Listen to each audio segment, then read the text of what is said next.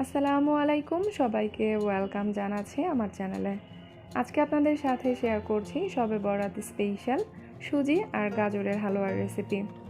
So guys, আর কথা না বাড়িয়ে চলুন দেখে নেওয়া যাক রেসিপিটি। এখানে আমি 2টা গাজরের খোসা ছিলে ধুয়ে নিয়েছি। একটা গ্রেটারের ছোট ছিদ্রযুক্ত সাইড দিয়ে গাজর দুটোকে গ্রেট করে নিব।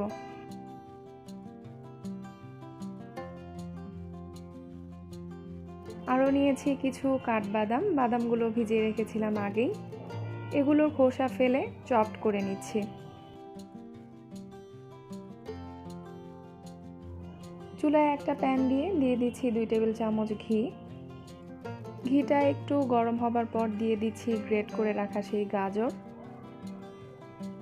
নেড়ে চেড়ে গাজরটাকে কুক করে নিব সেদ্ধ না হওয়া পর্যন্ত।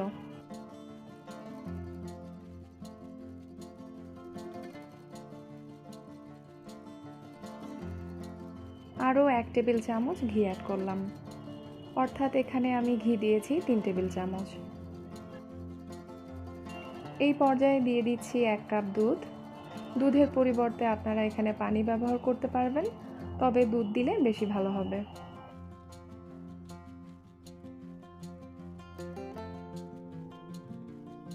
তো গাজরটা কিন্তু পুরোপুরি সেদ্ধ হয়ে গেছে। এখন আমি এটা চুলা থেকে নামিয়ে সাইডেই রেখে দিচ্ছি। চুলায় আবারও প্যানটা বসিয়ে দিয়ে দিচ্ছি 2 টেবিল চামচ ঘি। আরও দিচ্ছি 4টা আস্ত এলাচ আর 2 টুকরো দারচিনি। মশলাগুলোকে একটু ভেজে নিয়ে দিয়ে দিচ্ছি 1 কাপ সুজি। চুলাটা লো ফ্লেমে রেখে অনবরত নেড়েচেড়ে সুজিটাকে ভেজে নিতে হবে।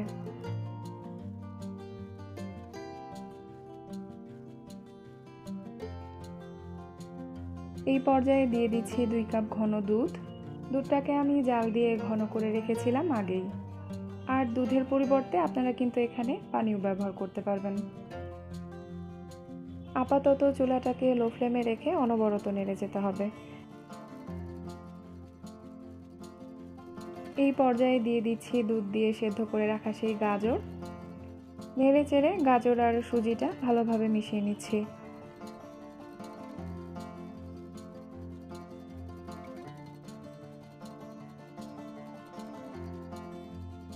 চিনি দিয়ে দিচ্ছি 1 কাপ আর লবণ দিচ্ছি 2 চিমটি পরিমাণ। তো এখন চুলাটা মিডিয়াম টু লোর মাঝামাঝি রেখে অনবরত নেড়ে যেতে হবে।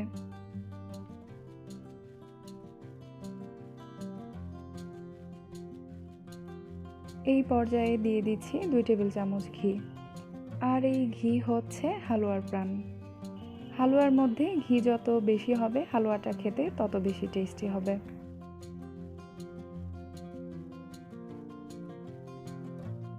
তো এখন আমি দিয়ে দিচ্ছি চপড করে রাখা সেই কাঠবাদাম কুচি।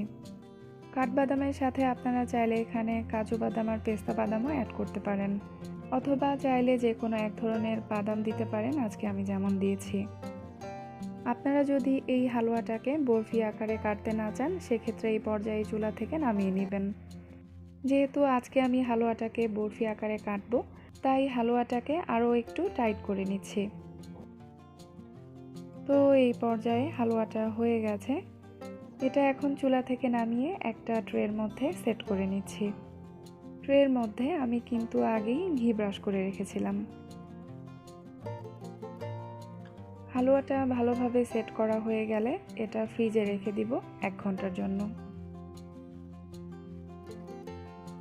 1 ঘন্টা পর ফ্রিজ থেকে বের করে হালুয়াটাকে বরফি আকারে কেটে নিচ্ছি। সো গাইস, আজ এ পর্যন্তই। পরবর্তী ভিডিও দেখার আমন্ত্রণ জানিয়ে শেষ করছি। সে পর্যন্ত সবাই সুস্থ থাকুন, ভালো থাকুন। আল্লাহ হাফেজ।